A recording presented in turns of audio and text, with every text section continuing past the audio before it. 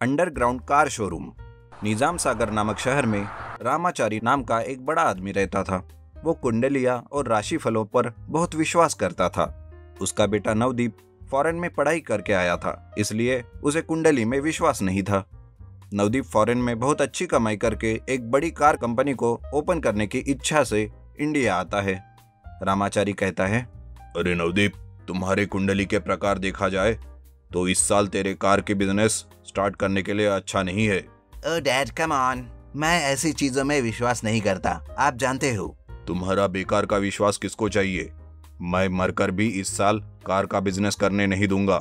फिर भी तुम चाहो तो अंडरग्राउंड में एक कार का शोरूम ओपन कर सकते हो।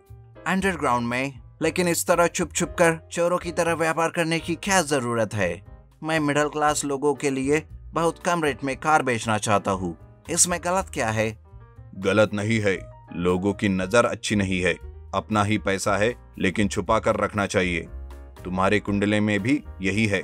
इस तरह नवदीप को अपने पिता की बात माननी पड़ी। अंडरग्राउंड में कार का शोरूम बनाता है। कुछ लोग कार खरीदने के लिए अंडरग्राउंड शोरूम में आते हैं। एक कस्टमर कहता है, मुझे लो बजट में एक छोटी सी कार चाहिए। हाँ, क्यों नहीं, ये कार केवल 75,000 की है। अच्छा, बाइक से भी कम रेट है। हाँ सर, हमारे जैसे मिडिल क्लास लोगों के लिए खास बनाई है। यह बात सारे गांव में फैल जाती है। इससे बहुत सारे लोग कार खरीदने के लिए आते रहते हैं। नवदीप के सोच से बढ़कर ज्यादा कार कम समय में ही बिक जाते हैं। नवदीप कहता है, अरे केवल 4 कारें बचे हैं, ये सोल्ड हो गए तो 10 कार मैन्युफैक्चर करवा लूंगा।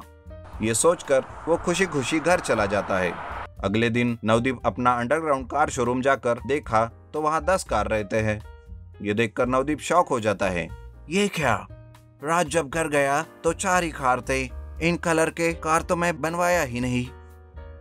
इतने में एक कस्टमर आता है। भाई, मुझे ब्लू कलर की कार चाहिए, ये रहे 75,000।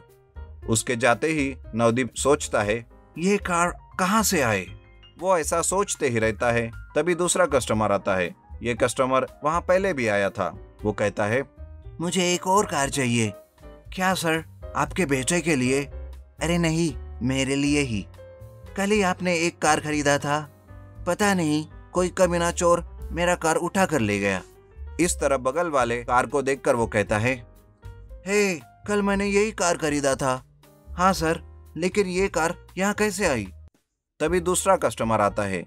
वो बोलता है, अबे चोर साले, मेहनत करके पैसा कमाना नहीं आया तो चोरी कर रहे हो। एक मिनट सर, क्या हुआ बताएंगे? क्या बताऊं यार, मेरे कार को किसी ने यही है मेरा कार, लेकिन कलर चेंज हो गया। नहीं सर, कुछ समझ नहीं आ रहा। देखिए, इन्होंने भी कल ही कार खरीदा था, ये वही कार है। और हैरानी की बात यह है, उसका भी कलर चेंज हो गया है। हाउ सिली है ना? दोनों कस्टमर नवदीप के ऊपर गुस्से से बरस पड़ते हैं। पहला कस्टमर कहता है, तुम्हें अच्छा आदमी समझा है और इतना धोखा करता है। अरे और क्या बात करेंगे इससे, इसकी तो पिटाई होनी चाहिए। इस तरह ढपाढप 4 लात मारकर उनके कार वहां से लेकर चले जाते हैं। कार को माइक लगाकर कहते हैं, फॉरेन से यहाँ आकर नवदीप फ्रॉड कर रहा है। पहले कार को बेचकर फिर उसी कार को वापस चुरा कर बेच रहा है। इस तरह से सारे गांव में प्रचार करते हैं। नवदीप के घर जाते ही रामाचारी कहता है, मैंने कहा था ना, अभी बिजनेस शुरू करेंगे तो दोष होगा। तुमने मेरी बात क्यों नहीं सुनी? अभी चुप हो जाइए पापा। असल में ये कौन कर रहा है, क्यों कर रहा है, ये सारी बात सोचकर चिंता से मरे जा रहा हूँ। आप शोर क्यों कर रहे हैं? मैं कोई शोर नहीं कर रहा, तुम्हारी कुंडली में ही नर दृष्टि है। अभी प्लीज ये सब बंद करो पापा। ऐसा कहकर नवदीप वहां से निकलकर थोड़ी दूर जाकर सोचने लगता है। उधर कस्टमर कहता है, नवदीप के बच्चे को अच्छा धमकी दिया। और नहीं तो क्या, इतने कम रेट में कार बेचकर देगा तो हर एक मूर्ख कार में ही फिरेगा। अब हम जैसे धनवान और गरीब के बीच में फर्क क्या रहेगा? हाँ, ठीक कहा। इनकी बातें सुनकर नवदीप उनके कार के ब्रेक का वायर काट कर देता है और सड़क पर एक लोहे का रॉड रखता है। नवदीप कहता है, अभी देखना लोगों को कैसे समानता के बारे में पाठ पढ़ाऊंगा। इस तरह उनके आने का वो इंतजार करता है। इतने में वे दोनों अपनी कार लेकर निकलते हैं। नवदीप अपना मोबाइल निकालकर कॉल करता है। हेलो एम्बुलेंस, यहाँ पर एक रोड एक्सीडेंट हुआ है, जल्दी आओ। कार का स्पीड कंट्रोल ना करने पर वो दोनों दीवार से टकरा जाते हैं। एम्बुलेंस आती है, उन्हें हॉस्पिटल ले जाते हैं। डॉक्टर कहते हैं, अभी बहुत सारा ब्लड चला गया है, इन्हें ब्लड नहीं चढ़ाया तो जान के लिए खतरा हो सकता है। तभी वहां पर एक गरीब आदमी कहता है, डॉक्टर साहब, मेरा खून लीजिए। हाँ ठीक है। तभी वहां नवदीप आता है और कहता है, सर, ये गरीब आदमी है, इसका खून आपके शरीर में हो सकता है, लेकिन गरीब आदमी को कार चलाना अलाउड नहीं है। लेकिन आपकी सेवा करने के लिए गरीब आदमी चाहिए। नवदीप की बातें सुनकर सारे कस्टमर अपना सर झुका लेते हैं। कस्टमर एक कहता है, हमें माफ कर दो नवदीप। हाँ, हम लोगों ने बहुत गलत किया है, इसलिए हमें माफ कर दो। डॉक्टर उन दोनों को ब्लड चढ़ाता है।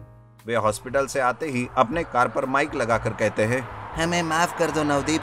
हम गलती को मान रहे हैं, हमें माफ कर दीजिए। नवदीप ने सबकी भलाई के लिए केवल 75,000 में आने वाले कार को बेचा है। लेकिन अगर सब लोगों ने कार खरीद लिया तो हमारा बड़प्पन कैसे चलेगा, इसलिए लालच में आकर हमने ऐसा धोखा किया। वो सभी लोगों के सामने ये बात मान लेते हैं।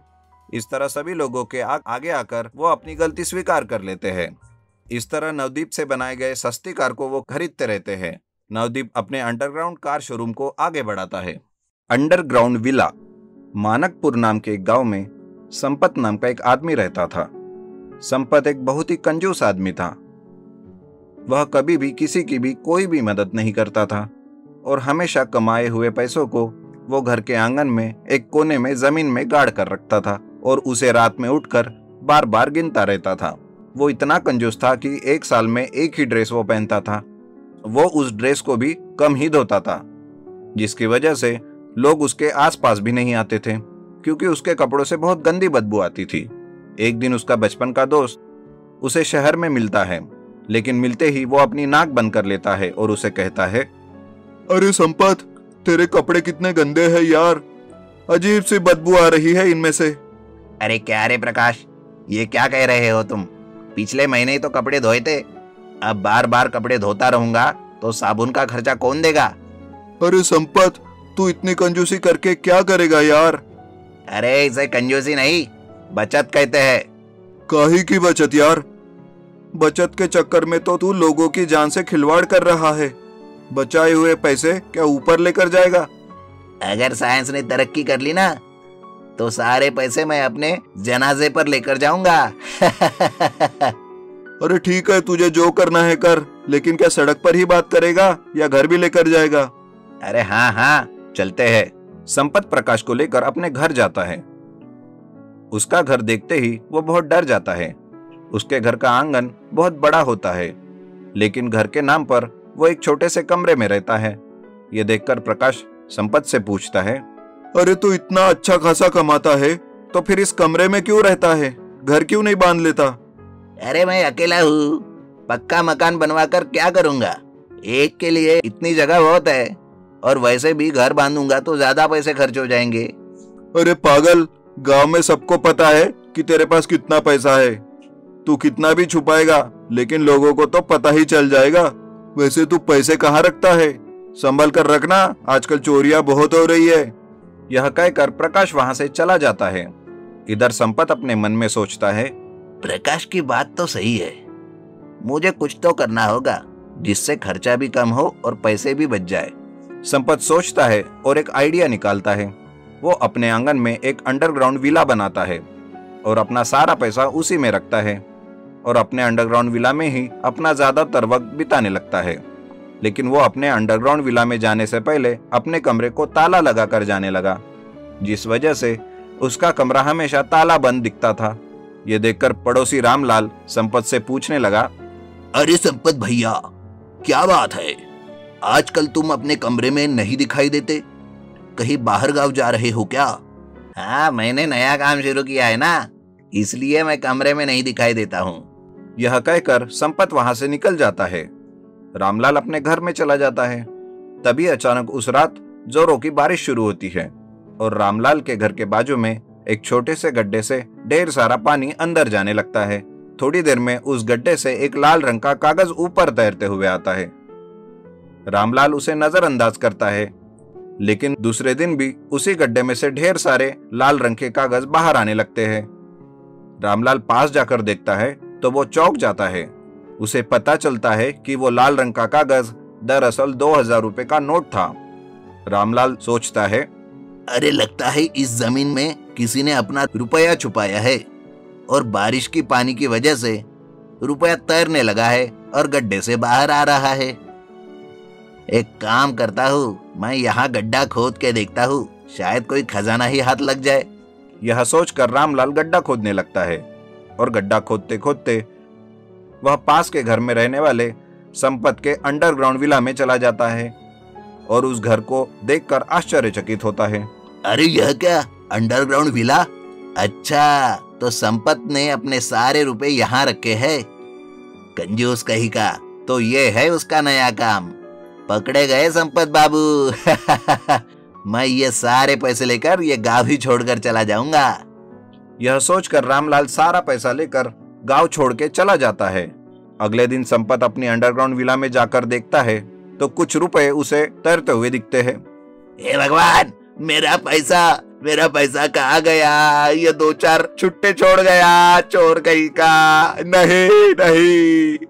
इस तरह से रामलाल संपत के सारे रुपए लेकर उस गांव को ही छोड़कर चला जाता है और संपत को अपने किए पर बहुत पछतावा होता है।